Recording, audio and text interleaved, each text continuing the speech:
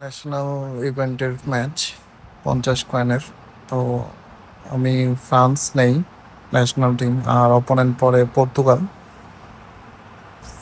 তো 50 কয়েনের জন্য দুজনই ফাইট করতেছে। তো অপোনেন্টের ম্যানেজার হচ্ছে রিচকার। তো আমি এই জায়গায় ভালো একটা সুযোগ পাই, আমার এমবাপ্পে ভালো একটা ডাবল লস দিয়ে ফিনিশ করে।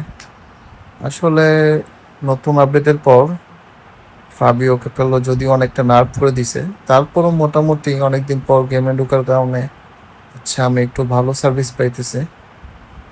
তো দেখতে দেখতে এক গোল হয়ে গেল। অপোনেন্ট বুঝার আগেই আমি হচ্ছে একটা ভালো কাউন্টার দিই।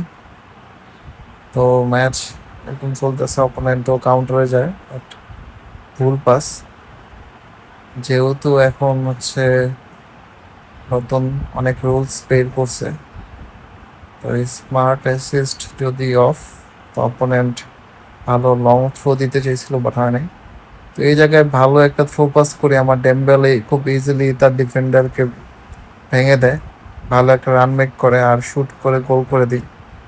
তো 12 মিনিটের মধ্যেই 2 গোল। তো অপোনেন্টও মনে হয় একটু কনফিউজ যে এত তাড়াতাড়ি 2 গোল কেমনে হইলো। তো অপোনেন্টও লং পাস করতেছিল, বাট আমার প্লেয়ার গুলা ঠিকঠাক পজিশনে থাকার কারণে তেমন সুবিধা করতে পারে নাই। তো আমি এই জায়গায় একটা ভালো সুযোগ পাই, কিন্তু মিস পাসের কারণে হচ্ছে বল মিস হয়। তো অপোনেন্ট একটা কাউন্টারের দিকে যায়, বাট জানি না আমি ও কারে পাস দিতে নিয়েছিলাম। তো এরপরে আমি কাউন্টারের দিকে যাই।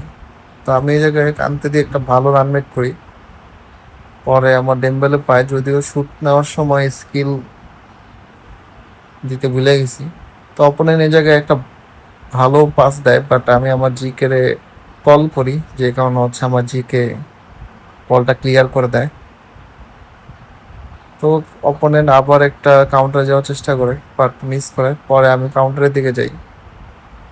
এই জায়গায় আমি একটা ভালো লং থ্রো পাস দিই, যে কারণে হচ্ছে অপোনেন্টের গোলকিপার ধরতে পারে নাই, আমার গ্রিজম্যান গোল দিয়ে দেয়।